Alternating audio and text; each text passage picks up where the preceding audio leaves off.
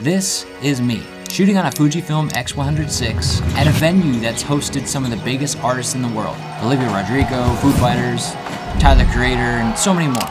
And last weekend, I was behind a few cameras. But this wasn't just a job. It was a 5-year story in the making. Most people think jobs like this, in places like this, come from a flashy portfolio or sliding into people's DMs. That's just not how it happened for me. This story is about showing up consistently, building trust, and bringing value where no one really asked for it.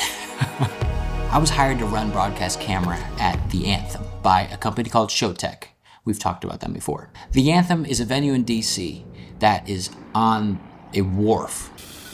Look up what a wharf is if you don't already know. If you do know, then you're awesome, and you're not like me. But this is a state-of-the-art venue designed for the best of the best to perform. So when I was asked to operate a camera for the production, which means sitting by a tripod, following someone leaning back and forth, talking at a podium, I pitched just a little bit more. And what I had in mind was shooting some behind the scenes, taking a different angle at this event that was going on, so Showtech could maybe use it for marketing, and then also present it to the end client as maybe a little icing on the top, or just a gift when it's all said and done. So while everyone on the team was laser focused on their task in this production, I was bouncing back and forth from my broadcast duty to something that felt a little more personal, which meant during my breaks, I was capturing the vibe, the build, and all the things that you didn't see right up front. Now, I definitely didn't land this gig overnight, and maybe you might be thinking it's just not that impressive.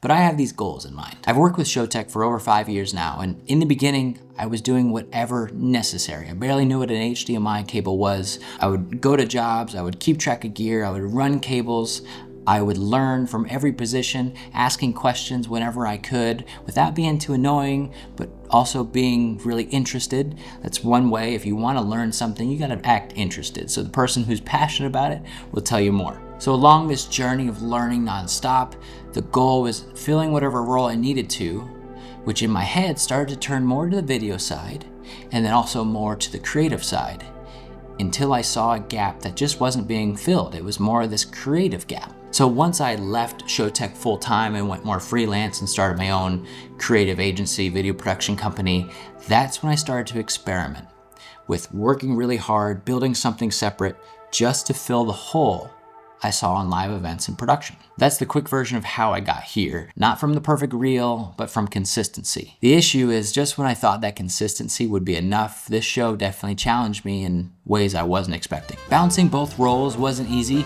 but I want to show you why I think it's necessary. And it's the future.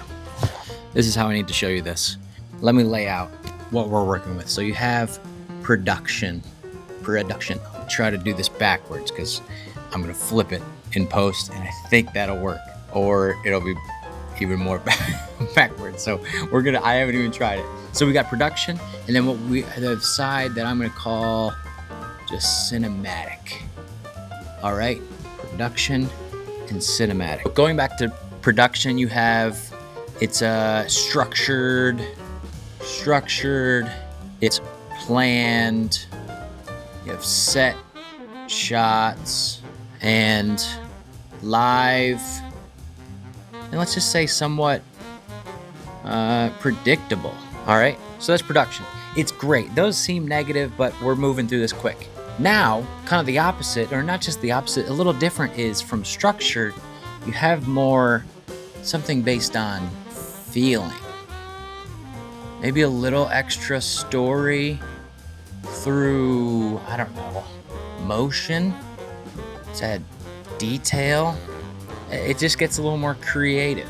Now, I've seen live events structured that are incredibly creative, but there's some more free-flowing. So, somewhere in here, in the middle, this is me. Hybrid. Connecting the dots. Hybrid. Me. Camera. Boink, boink, boink. That's my quick breakdown. Can you see it? I don't know. When I flip it, will it make sense? I'll have to make the red pop, and I don't know. Let's get back to the table. I wanted to try this. So in the moments in between my cues, I was rocking the Sony FX3 and a Fujifilm X100VI.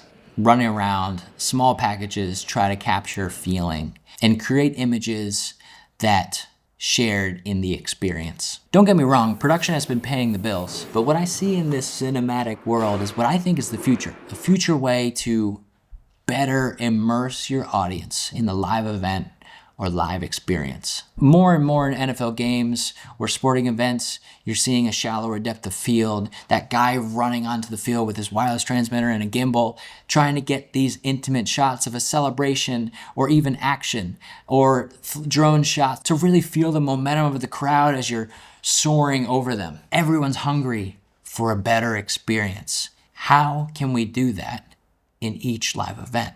And I think that's the selling factor for anyone who's putting on a new production, is how do you immerse your audience, and what's your goal to immerse or attract the next people that you want to be there, whoever your target audience is. Obviously, whoever's spending the money is that target audience. So because I want to share any of my growth or experiences with you openly, honestly, authentically, how'd I get this gig? Well, I was consistent. I continued to show up.